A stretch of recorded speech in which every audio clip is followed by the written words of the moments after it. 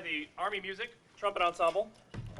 We have been traveling around since January of last year doing these sort of presentations. The unique thing about this is that, thank you. Forgot about the microphone. So the unique thing about this group is, as Star Major Edelrock said, we represent, it's for the webcast, not in-house.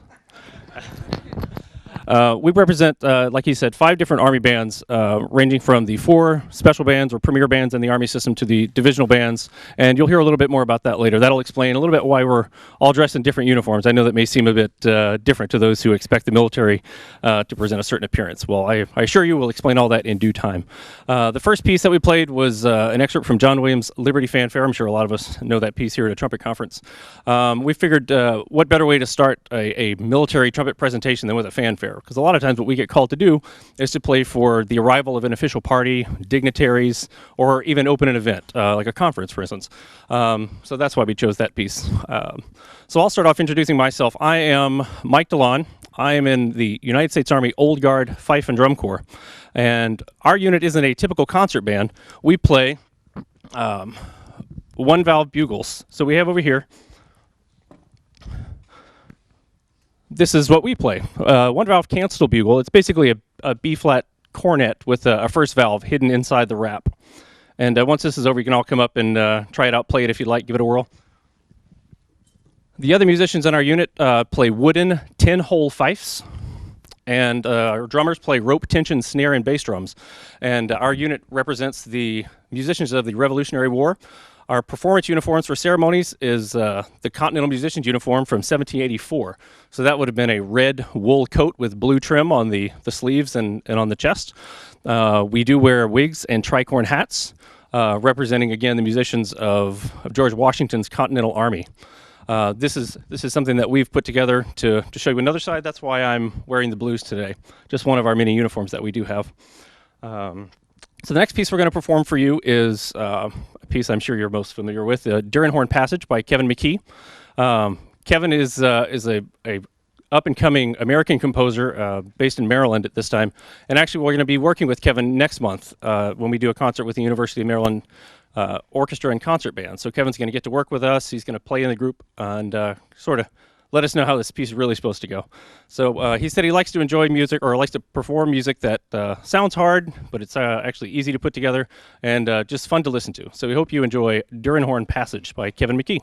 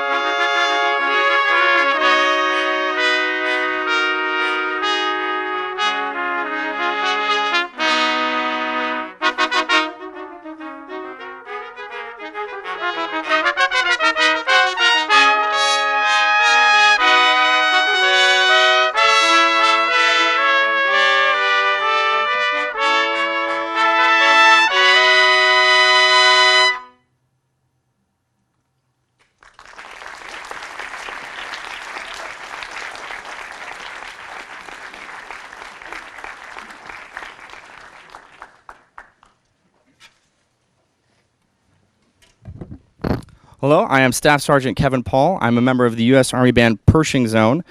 Before that, I went to the Manhattan School of Music, and I was a member of the U.S. Army Field Band for about 4.5 years. The U.S. Army Field Band is one of the premier bands in the U.S. Army. They're stationed at Fort Meade, Maryland. They're the musical ambassadors of the Army. They tour around the country about 100 to 120 days a year, connecting with the American people. They could play from anywhere from high school gymnasiums to veterans' homes to civic orchestra concerts, collaborating with, say, the Boston Pops, the Detroit Symphony. And speaking of veterans, the next piece we're going to perform for you is the theme from Band of Brothers, arranged by veteran Yari Villanueva.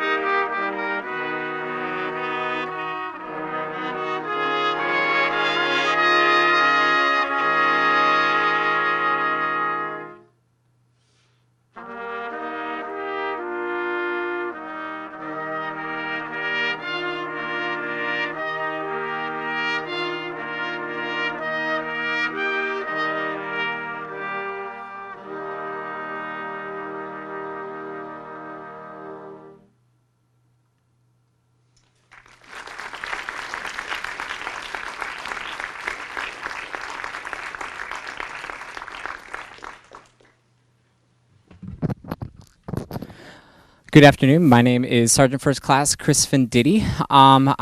By show of hands, how many of you folks here are here for your first NTC? Wow, awesome! You made a good decision coming out.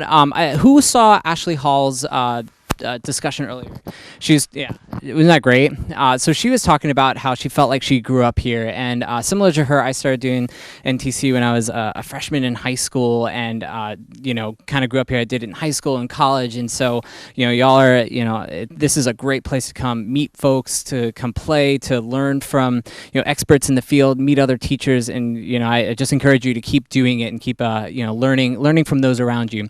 So real quick, I think I said my name is Sergeant First Class Venditti. I am from the West Point Band, so I'm going to give you a little background about that. So the West Point Band serves to educate, train, and inspire the Corps of Cadets who are students at West Point. So West Point is about 50 miles north of New York City, and our band is there to train leaders of character, those who are going to graduate from the academy and become officers in the United States Army. And so we're there to do a lot of different things for them. So our band has 3 parts. We have a pop band called the Benny Havens Band. They play like, dances and things like that for the students. We have a marching band, concert band, and then finally the field music group, the Hellcats, which is the group that I am a part of. And so I actually don't play a whole lot of trumpet for my job. I am a bugle player. I wake cadets up and march them around and do all sorts of ceremonies and things of that nature as a bugler. And I'm going to pass it off to my colleague, Staff Sergeant Huff, to talk a little bit more about our job. Hi, so yeah, I'm Sergeant Jillian Huff. I've only been in the band for about like a year and a half, but it's been awesome so far.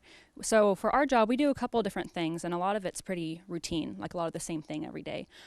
So our group, we do mostly flag calls, so reveille and retreat every morning, and that consists of waking up at 6:30 for reveille, and we get there, and then big cannon goes off, and then we just play and go. It's awesome.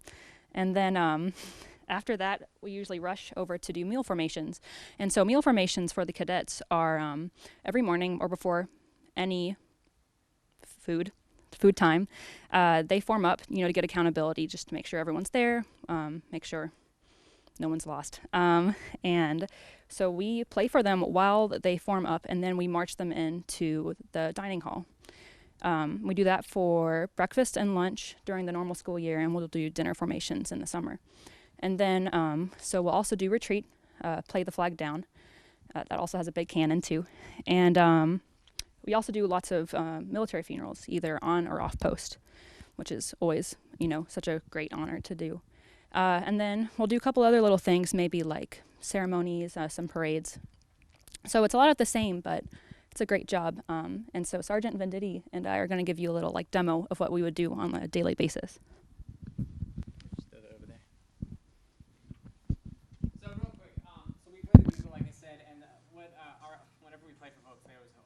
So we twirl our instruments, and so we're going to give you a little demonstration of what that looks like.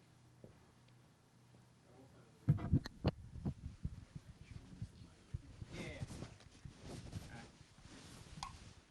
Up and go. 4, march. Hellcats. Halt. Right. Face.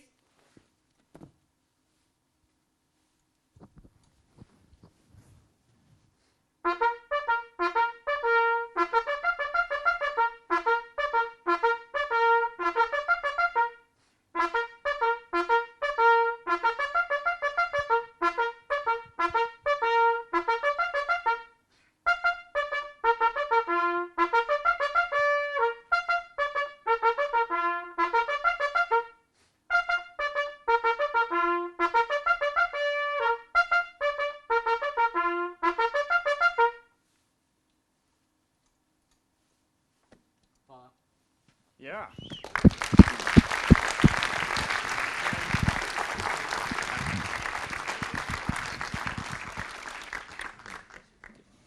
Thank you. All right, good afternoon, everybody. My name is First Sergeant Byron Bartosh, and I am coming here from Alaska. The 9th Army Band is stationed out of Anchorage. I just have to say, this is in my job as a First Sergeant, it's mostly administrative in nature, so to get to come in and play with these great musicians is a real treat. It's just definitely one of the highlights of definitely the last several months for me to be able to come out and do this really on quite short notice. So anyway, I just want to say thank you to you guys for including me in this today here at NTC, and what a fantastic event to be part of. So I want to talk a little bit about how the Army bands are organized. So we have 3 different types of Army bands. We have 4 premier bands, which are represented here by West Point and the United States Army Band, Pershing's Own. And we have representation from the Fife and Drums. And we also have the U.S. Army Field Band, which goes on tour, which Sergeant Paul was a part of before he moved over to the U.S. Army Band in D.C. Those players are just next-level caliber players. They're fantastic. The auditions are extremely tough. You can audition while you're serving in the military, but you're competing with civilians for those positions. And then kind of the regional bands that we have, there's 23. How many are we down to? 20 regular bands left. Call your congressman; they keep cutting us. And we come from all different walks of life. Professional musicians, we usually come in with an average of 10 years or so of experience. And you audition with a band liaison, which you'll hear more about that later. And we are stationed all over the world. We have a band in Germany, bands in Asia. Myself, as I said, I'm in Alaska, and then of course all throughout the United States. And it's a little bit different mission of the musical support that we provide.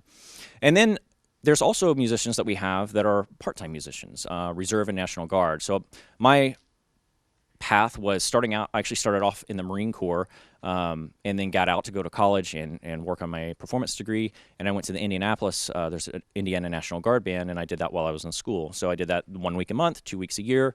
You go and I perform with that band. And that was a great transition for me to come active duty and do music with the Army full time. So you have those part-time musicians as well. So there's really 3 levels of Army bands. You have the premier bands, you have your regional bands, and you have your part-time bands, which there's one in almost every state. So there's a lot of those available.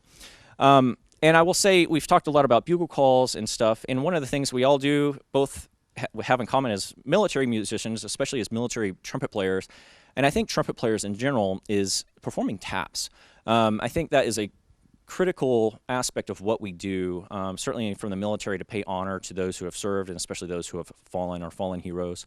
But our veterans, even who have maybe been out of the military for a long time, and going and supporting those funerals and remembering their time that they sacrificed and served time to this nation. So what we're going to do next is we're going to have Sergeant Paul play an arrangement based on the Thomas Knox setting. And this is a really special thing. So if you've never heard taps, it's almost always played by itself. We used to do taps with 2 trumpet players. That's not allowed anymore. But now we have an arrangement setting for this trumpet ensemble, which will accompany Sergeant Paul as he performs taps. Please enjoy Yari Villanova's arrangement of taps.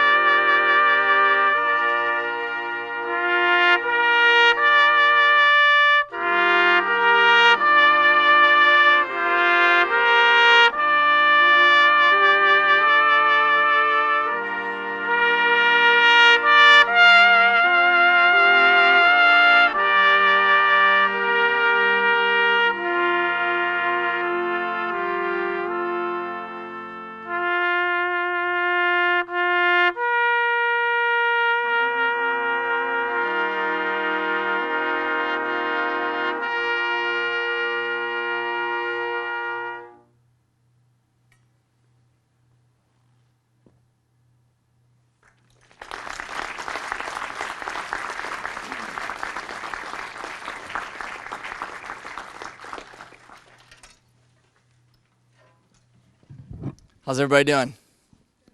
Having fun? Everybody having fun? Yeah, hearing lots of cool new tunes, performing, doing lots of good stuff. My name is Sergeant First Class E.J. Ramos. I am a member of the United States Army Band Pershing Zone. I have been there for just over 11 years, and I am in the Ceremonial Band. Now, our unit is comprised of multiple elements. There's a concert band, we have a blues jazz band, we have a rock group called Downrange, we have a men's chorus, we have a mixed chorus, we have a string orchestra. What am I forgetting? Chorus, I did the chorus. Oh, the brass quintet. Oh, of course. Sergeant Major Retired was a member of the brass quintet and ceremonial band. And as part of the ceremonial band, I also get to participate in the Herald Trumpets. I'm a member of the Herald Trumpets, which I'll talk about in just a minute. So the big long trumpet with the tabard. The ceremonial band, we do many missions throughout the year, and I think we do about 80% of the workload of TUSAB, the United States Army Band, over 2,000 missions annually, and most of those are funerals. And a lot of those are solo bugle jobs done by trumpet players, that are done across the nation through different units. One of the very, very special missions that we get to participate in is playing at the Tomb of the Unknown Soldier at Arlington National Cemetery. Has anybody ever been there? Yeah, if you haven't, you need to go. You need to see the changing of the guard. You need to see, it's a very, very special monument to remember our unknown fallen soldiers that has, served and protected our freedom for this country. So I get to play with the U.S. Army Herald Trumpets. The U.S. Army Herald Trumpets are the official fanfare ensemble to the President of the United States. We have played at inaugurations. We do stuff throughout the country. A lot of stuff in the D.C. area. We've played at NCAA Championship a few years back. You may have seen us in Indianapolis. And we've played at Olympics. We were able to visit a few universities over the past few years, Auburn, lots of cool stuff. It's been very, very special. I think one of the biggest highlights for my career, well, I'm gonna name two, were playing for the Pope when he came to visit for an arrival at the White House. That was very special to me. Standing literally right next to him, and as at the time President Obama was introducing him. And then most recently, last year we went to Los Angeles. We were personally invited by John Williams to play the Hollywood Bowl concerts for those. And I have never been to LA. I've never been to the Hollywood Bowl concerts. If you haven't, it's quite an experience. 20,000 people at every concert. And when we got out there and started playing Star Wars, they all busted out their lightsabers and were conducting right along with us. It was an amazing experience. Very, very, very special. So let me grab my Herald trumpet here. Yep, right. You can see somebody asked one of the times, what are those yellow things on here? Those are my earplugs in case it gets too loud, in case the drummers are too loud. So you can see this is a B-flat Herald, and you have the tabard hanging here with the unit crest on it. There are multiple instruments that make up the U.S. Army Herald trumpets.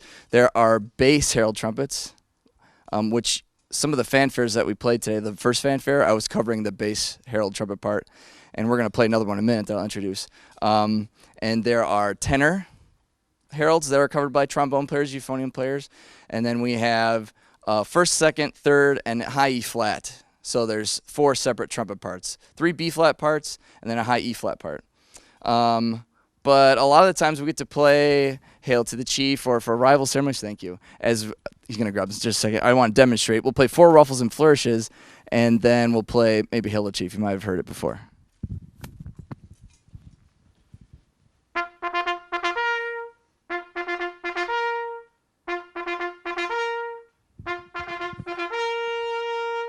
Ladies and gentlemen, the President of the United States.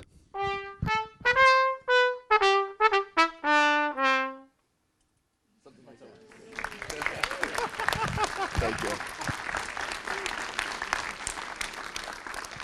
But we get to participate with the Fife and Drum Corps for full honor arrival ceremonies at the White House, where we do a large parade. The Herald Trumpets will be lined up on the White House, the balcony of the White House, to welcome and play fanfares for the people that we're welcoming for the arrival of the Pope or a president from another country, something like that. So the next tune that we're going to play is actually Jubilant. We sort of worked it from the Herald Trumpet Library to play for you. I'll be playing the bass part again, down low. Listen for those low notes. But this is a very common fanfare that we do quite often, Jubilant fanfare.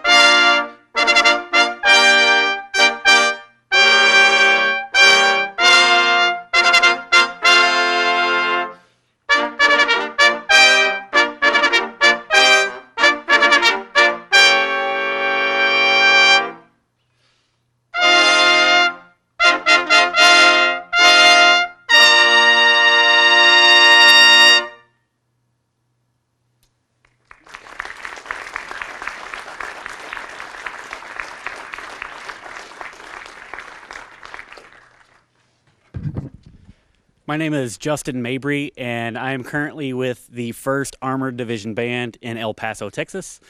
And the most important thing that I could talk about my job is we need to be versatile musicians.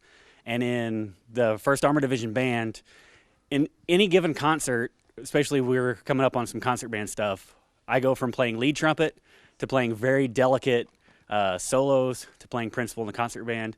In my experience, I've played a lot of lead in big bands and rock bands, and also have to turn around the very next day and play a ceremony in a brass quintet at 7 in the morning. So versatility is extremely important as musicians, and it's really benefited me in my career. I've been in about 9 years, and I love my job. I'm able to play music for a living, and I basically get paid to work out and play the trumpet and occasionally shoot some pretty cool weapons. So it's a fantastic job.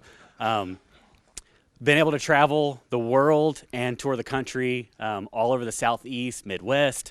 I've been to the Middle East, UAE, Kuwait, Iraq. We also have bands in Japan and Hawaii, Germany. There's a NATO band in Belgium.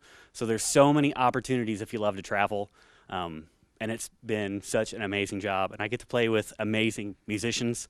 So the last thing we're going to play for you, I'm sure most of us are familiar with it. There's a Great Day Coming by Terry Everson, and we hope you enjoy. Thank you.